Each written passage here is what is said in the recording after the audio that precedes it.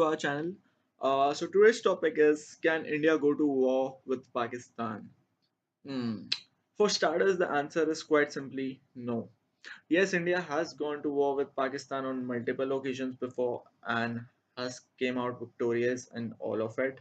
But the situation right now, it's very different. I mean, at this point, it's all a game of geopolitics. So now let's move point wise, starting from the very fundamental reasons why we should not go to a war to the technical side of things. Again, why we shouldn't go to a war with Pakistan. So point number one is, just going to war is a bad idea, irrespective of whether India is going to war with Pakistan, or maybe say Italy is going to war with Rome, or maybe somebody is going to war with Singapore, which is just a city, or whatever. Just going to war is a very bad idea. Like, no good can come out of it. Definitely not in this case. Maybe if Pakistan had oil. I know what you're thinking, guys. Anyway, so let's look at it in a different perspective. Let's say that there are just two people in this whole planet, each one occupying one country, so there are two countries. Now, what do you guys think? How are these guys better off? Like chilling with each other, making friends, and living peacefully, or basically just spend all their lives attacking, trying to attack each other, trying to kill each other, so that I can have everything for myself? Let's make it four, like two in each country. So basically there are two countries and there are two people in each country, and let's, for the sake of assumptions, assume that one in each country hate one in the other country. So basically let's assume that these two guys in this country, they hate each other and they wish to literally kill each other. And these are the two guys who hate each other and wishes to go to war.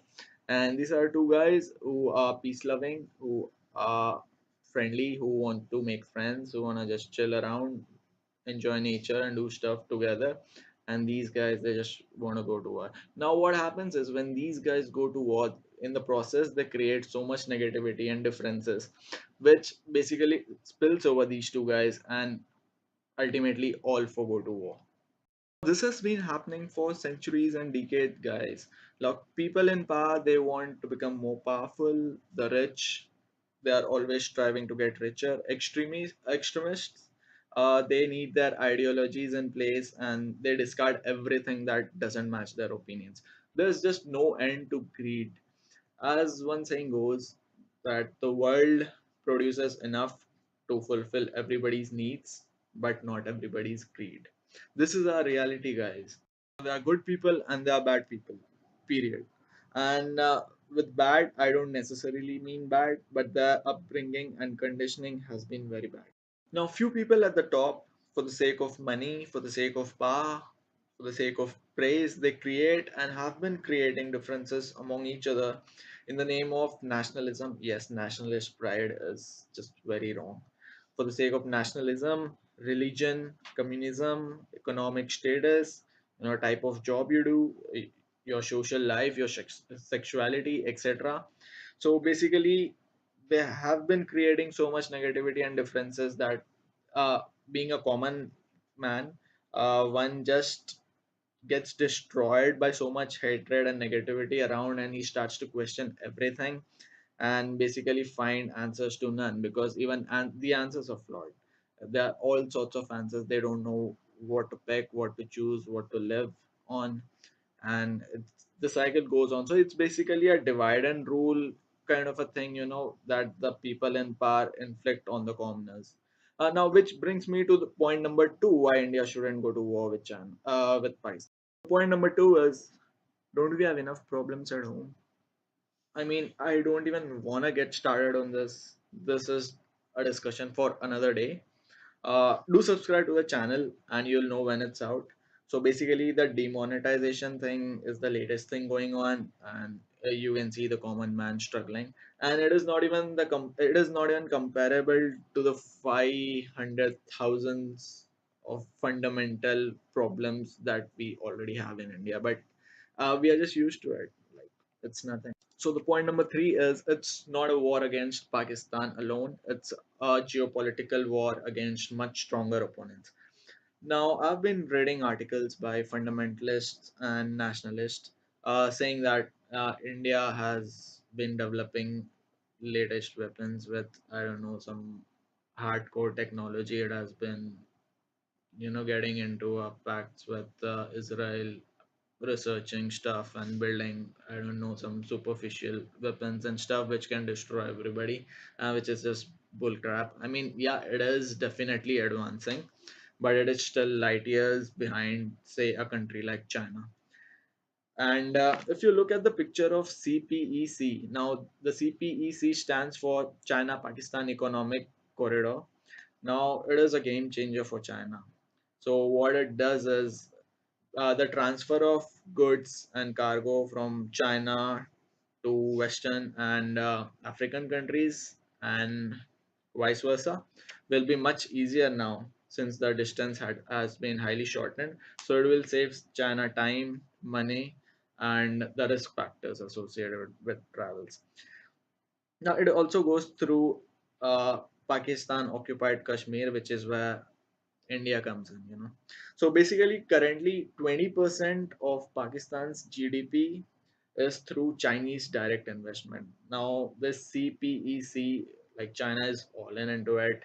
Russia is planning to join it at some point. They are willing to use CPEC because it also saves them time, money, and other risk factors. So basically, the Chinese are setting up highways, metros, giant smart cities, and more in Pakistan. So Pakistanis are very happy. And Chinese will definitely not let an Indian attack jeopardize everything. So that brings me to point number four, potential allies and enemies. Now, before we get into potential allies and enemies, let's count the countries that would be better off being away from this conflict. So the number one country on that list would be US. So basically, US would not interfere until something greatly benefits it, or this war, or like one of these countries winning a war and destroying the other is somehow gonna greatly benefit the US, which I don't see. So US would most definitely be neutral in this. Afghanistan, although it has signed MOUs and pacts with India, it is basically destroyed in its own economic bubble and rebuilding process that even if it wants to, it cannot help India at all. So, and also because of its geographical location that it's between Pakistan and China, so I think it's better off being neutral for its own sake. The third country, which is a surprise to many, would be Russia. Now following Putin for a while, for years now. So every speech, like whenever being asked about, like nationalist interest, Putin is very clear with his words.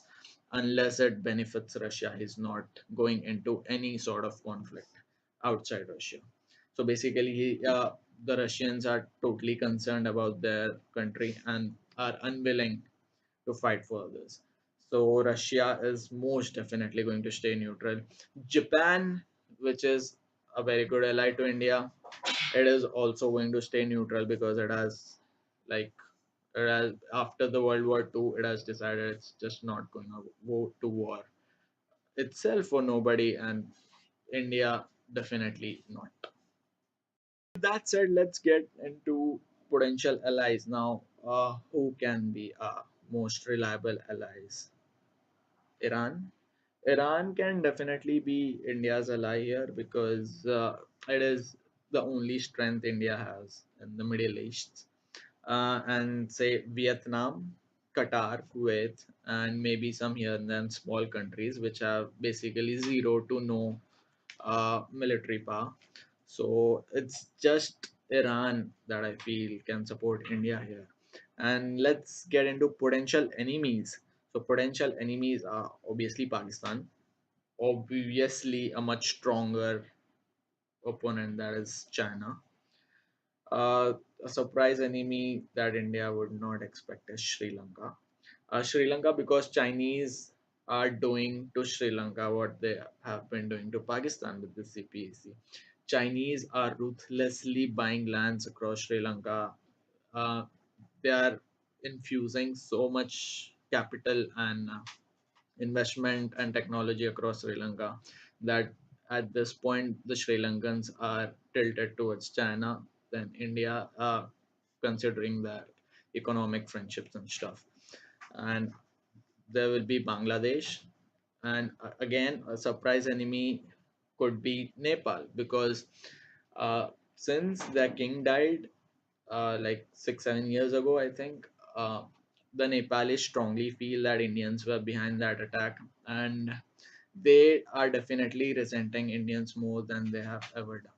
Basically, China has bought huge pieces of land all around India under the name of economic expansion, but in reality, uh, it's just surrounding India on all sides. Uh, if a war breaks out between the two, so it has a huge, strong hand there. So let's get into the fifth and final point of why India should not go to war with Pakistan. Let's look at the result now. Let's see that we go to a war with China, Pakistan, or whatever. So let's imagine the best outcome that we have.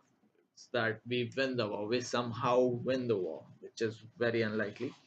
So even if we do win a war, so what do we get? Now we'll obviously suffer huge losses to our economy, huge losses to life, losses to the development and stuff going on. There'll be just huge losses. Now, even with that, if we win the war, so we'll have a day of nationalist pride. We'll have years of honoring the dead brave soldiers, and we'll have decades of rebuilding. Now, now all these combined is just hugely negative EV. Now, EV stands for expectation value. So basically, going to war with Pakistan is just crushing, even if we win. Now, I don't even want to get into the other option, which is what if we lose? If we lose, we are all destroyed. So that is it, guys. So that is it for today. So see you again later on some other topic. In the meantime, feel free to check out our other videos on this channel. They are quite informative and might be very useful to you. And don't forget to like, comment with your views, subscribe to the channel, and definitely share this video with your group. Thank you, guys.